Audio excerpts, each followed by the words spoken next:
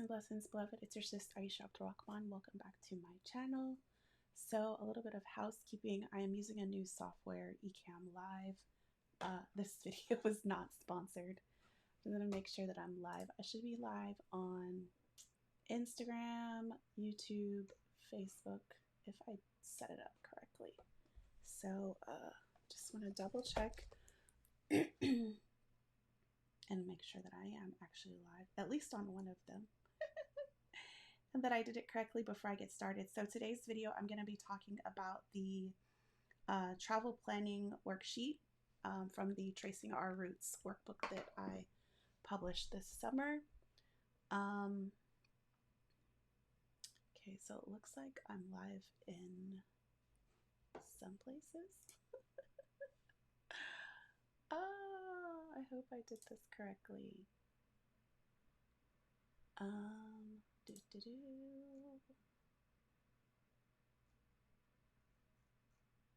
I have no idea if I'm live, guys.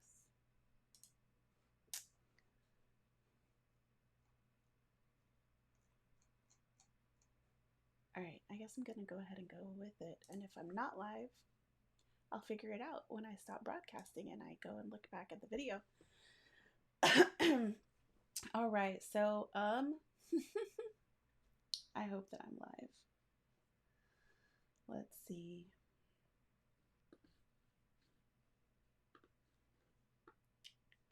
All right, so I am going to be sharing my screen. Today I'm talking about my book, Tracing Our Roots, Reclaiming Our Legacy, An Essential Guide to African American Genealogy, Heritage Travel, and Heritage Preservation. So, I'm going to be talking about the travel planning worksheet. If you have the physical book, all of the worksheets are in the back. And I created it this way with the intention of you can tear these out and make copies of them, or you can write directly in them. But if you do, then definitely one time. So this book is available on Amazon. It is also an ebook that's available on Amazon. However, Amazon does not allow fillable PDFs or fillable worksheets. So what I've done is I've also made them fillable on my website. So if you go to AishaLaDon.com, I believe there's a tab called Shop Now, and you download just the worksheets alone. So if you already have the book and you want fillable worksheets, you can get just the worksheets alone. It's $13. If you don't want the book and you just want the worksheets, it's $13. So I'm going to go ahead and share my screen. Let's see if I can remember how to do this. There we go. All right, so this is the worksheet that I'm going to be focused on today, is the travel planning worksheet. So as you guys know, I do a lot of heritage travel, and I always want to encourage that as you're doing your genealogy and you're doing your research, if you look at census records, if you look at publication records, then you can see the details of where your ancestors live, where they may have traveled, where they may have worked, if it was a farm, things like that.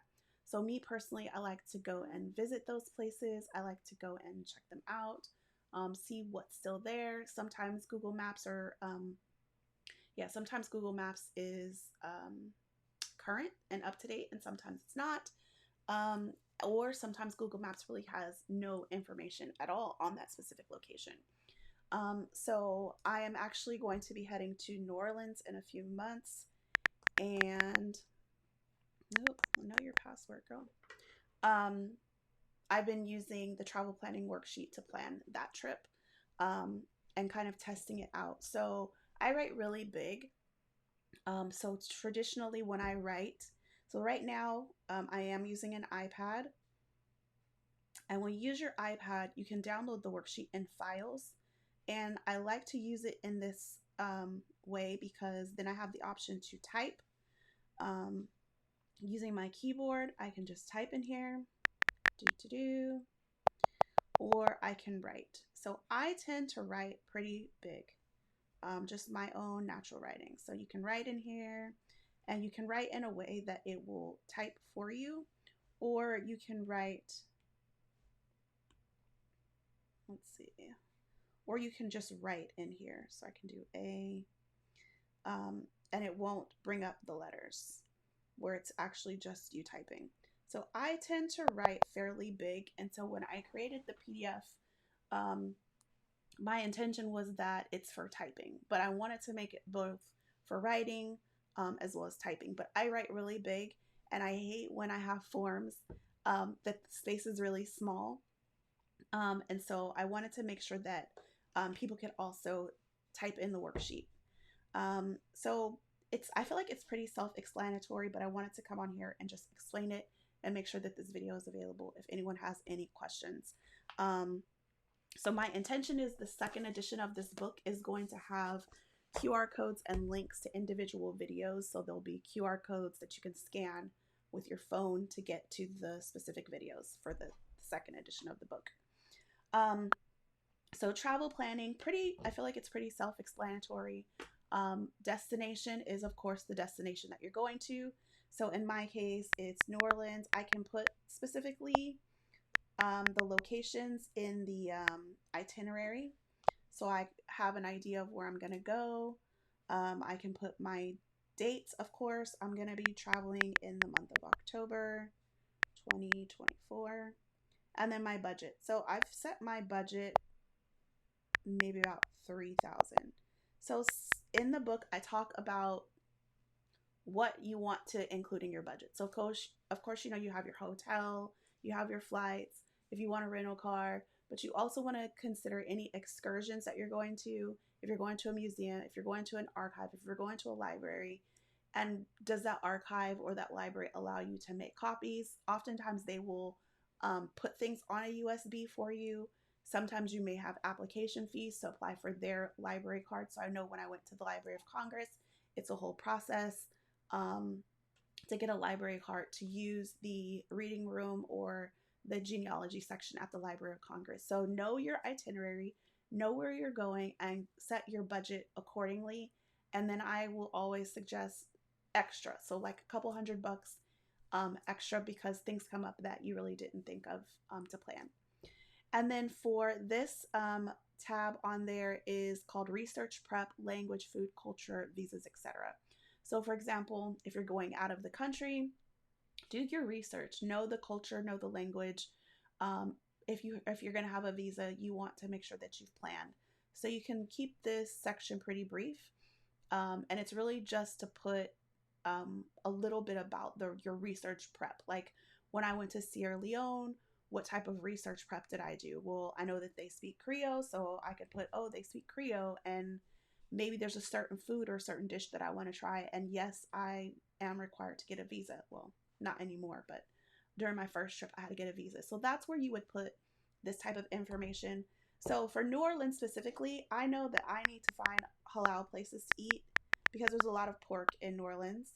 No offense to people who eat pork. I don't eat pork. So I need to find halal places. And I'm making that as a note in here. I know that, of course, the visa is not required. And then in terms of culture or anything like that, you can put that. So I know I need to find halal places to eat. Accommodations, I can put the name of the accommodations of where I'm staying. So right now I'm just going to put hotel. Transportation, whether it's all-inclusive, whether you're